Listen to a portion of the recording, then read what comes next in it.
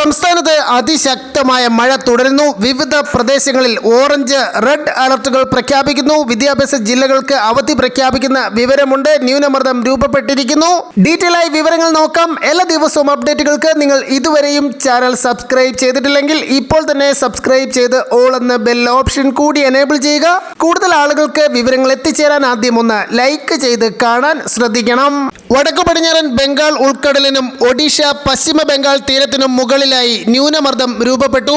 പടിഞ്ഞാറ് വടക്കു പടിഞ്ഞാറ് ദിശയിൽ വടക്കൻ ഒഡീഷ, ഗംഗാതട, പശ്ചിമ ബംഗാൾ, ജാർഖണ്ഡ്, ഛത്തീസ്ഗഡ് മേഖലകളിലേക്ക് നീങ്ങാൻ സാധ്യത. കേരളത്തിൽ അടുത്ത 5 ദിവസം ശക്തമായ മഴയ്ക്ക് സാധ്യത. ഇന്ന് ജൂൺ 26 ഒറ്റപ്പെട്ട അതിതീവ്ര മഴയ്ക്കും സാധ്യതയുണ്ട്. ഡീറ്റെയിൽ ആയി നോക്കാം. നിങ്ങൾ ഇതുവരെയും ചാനൽ സബ്സ്ക്രൈബ് ചെയ്തിട്ടില്ലെങ്കിൽ ഇപ്പോൾ തന്നെ സബ്സ്ക്രൈബ് ചെയ്ത് ഓൾ എന്ന ബെൽ ഓപ്ഷൻ കൂടി എനേബിൾ ചെയ്യുക. കൂടുതൽ ആളുകൾക്ക് വിവരങ്ങൾ എത്തിച്ചേരാൻ ആദ്യം ഒന്ന് ലൈക്ക് ചെയ്ത് കാണാൻ ശ്രദ്ധിക്കണം.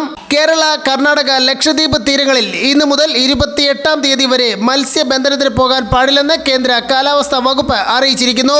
ഇന്ന് ജൂൺ 26 ഇടുക്കി, മലപ്പുറം, വയനാട് 3 ജില്ലകളിൽ റെഡ് അലർട്ട് പ്രഖ്യാപിച്ചിരിക്കുന്നു. കൂടാതെ പത്തനംതിട്ട, കോട്ടയം, എറണാകുളം, തൃശൂർ, പാലക്കാട്, കോഴിക്കോട്, കണ്ണൂർ ജില്ലകളിൽ ഓറഞ്ച് അലർട്ടാണ്. നാളെ 27-ാം തീയതി എറണാകുളം, ഇടുക്കി, തൃശൂർ, മലപ്പുറം, വയനാട് ജില്ലകളിൽ ഓറഞ്ച് മുന്നറിയിപ്പ് നൽകിയിരിക്കുന്നു.